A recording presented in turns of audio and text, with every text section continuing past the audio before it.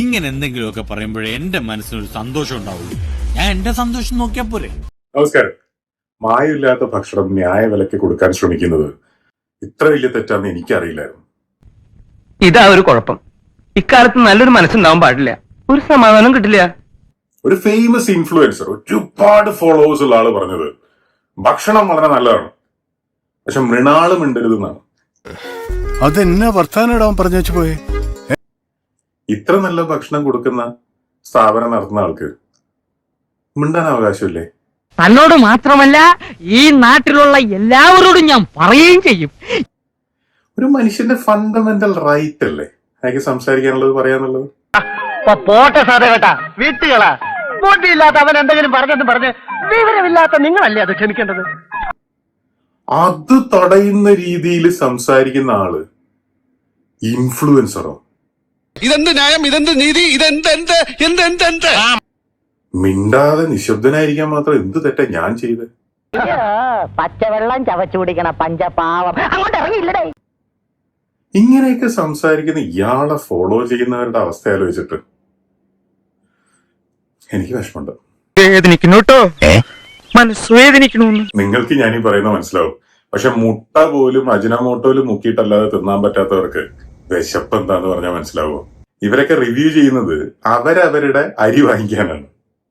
ശശിയെ ഈ എന്നാണ് ഈ പറയുന്നത്? ആ കാശിന് വേണ്ടി മാത്രം. നമ്മളിവിടെ ചെയ്തുകൊണ്ടിരിക്കുന്നത് 100 കണക്കിന് കുടുംബങ്ങൾക്ക് അരി എത്തിക്കാനാണ്.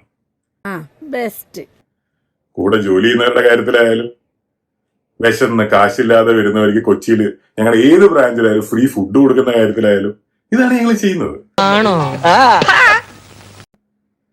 ഞങ്ങൾ അരി എത്തിക്കാനും ശ്രമിക്കുന്നുള്ളൂ, മുടക്കാൻ ശ്രമിക്കുന്നില്ല.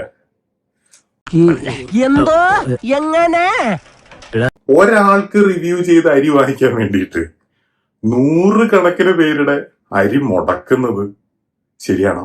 ഇത് ഞാൻ അങ്ങോട്ട് ചോദിക്കേണ്ട ചോദ്യമല്ലേ? നിങ്ങൾക്ക് ആർക്കെങ്കിലും അരി വാങ്ങിച്ചു കൊടുക്കാൻ ആലോചിച്ചൂടെ? എന്തെങ്കിലും ഉപകാരം ചെയ്തൂടെ? നാട്ടില് വെള്ളപ്പൊക്കൊക്കെ അല്ലേ? പറയുന്നതൊന്ന് പ്രവർത്തിക്കുന്ന വേറൊന്നും. അപ്പോൾ ഇവിടെ ഇരുട്ടത്ത് ഒളിച്ചിരുന്നിട്ട് ഈ വക സ്വന്തം അരിക്ക് വേണ്ടി എന്ത് അക്രമം ചെയ്യാതെ എന്തെങ്കിലും ഒരു ഉപകാരം ചെയ്യൂടെ?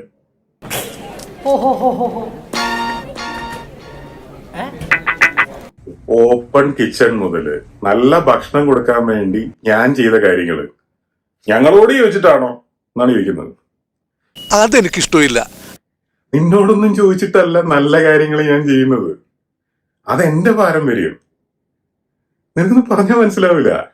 തെറ്റായ വ്യവസ്ഥിതിക്കെതിരെ ഒരു വ്യക്തിയുടെ പോരാട്ടമാണ്. കഴിഞ്ഞൊരു വീഡിയോയിൽ ഞാൻ പറഞ്ഞ ചിലത് കേട്ട് തെറ്റിദ്ധരിച്ച ചിലരുണ്ട്. അവരോടാണ് നല്ല രീതിയിൽ നടക്കുന്ന കട ഞങ്ങൾ കൂട്ടാനൊന്നും ഉദ്ദേശിക്കുന്നില്ല. ആണോ? ഭയങ്കര. ഞാൻ മിണ്ടാതിരിക്കാറാണ് പതിവ്. ഞാൻ ഇപ്പോഴും മിണ്ടാതിരുന്നേനെ. എന്റെ ചിരി അവസാനിപ്പിക്കാൻ, എന്റെ ശബ്ദം ഇല്ലാതാക്കാൻ, എന്നെ തന്നെ അവസാനിപ്പിക്കാൻ ചിലർ നടക്കാൻ തുടങ്ങിയിട്ട് കാലത്തിലേ ഞാനിപ്പോഴും ചിരിച്ചുകൊണ്ടിരിക്കുന്നില്ലേ? ഇപ്പൊ സംസാരിക്കേണ്ടി വന്നത് 100 കണക്കിന് പേരുടെ അന്നം മുടക്കാൻ അവർ ശ്രമിക്കുന്നത് കാണുമ്പോഴാണ്. നിങ്ങൾ നല്ല എന്തെങ്കിലും ചെയ്യ്, അതല്ലേ നല്ലത്. നിനക്കും ഞാൻ സുഖമില്ലാത്തോണ്ട് കുഴപ്പമില്ലട്ടാ. നല്ലത് ചെയ്താ നല്ലത് വരും.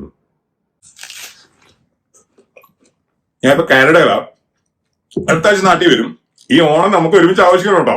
സ്വഭാവം നന്നാത്തവൻ ഒരിക്കലും രക്ഷപ്പെടില്ല എന്ന് കേട്ടിട്ടുണ്ടോ? ഇപ്പൊ കേട്ടു. ഇത് നിന്റെ ഡയറി കുറിച്ച് വെച്ചു, ആവശ്യം വരും. സദ്യ നല്ല ക്വാളിറ്റിയിൽ ഗംഭീരമായിട്ട് ഞങ്ങൾ ഉണ്ടാക്കും.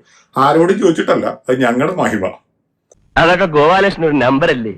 നമുക്ക് ഒരുമിച്ചിരുന്ന് പായസൊക്കെ കൂട്ടി സുഖമായിട്ട് കഴിക്കാം.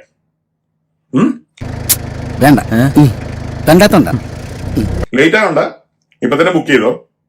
ഓക്കെ. അത്ര വലിയ ബന്ധങ്ങളിലേക്ക് പോണോ ശിവൻകുട്ടി? റേഷൻ കട മറന്ന് മണ്ണെണ്ണ വാങ്ങണോ? അയ്യോ, പറഞ്ഞോണ്ട് നേരം പോയി അറിഞ്ഞില്ല. ഞാൻ പോട്ടാ.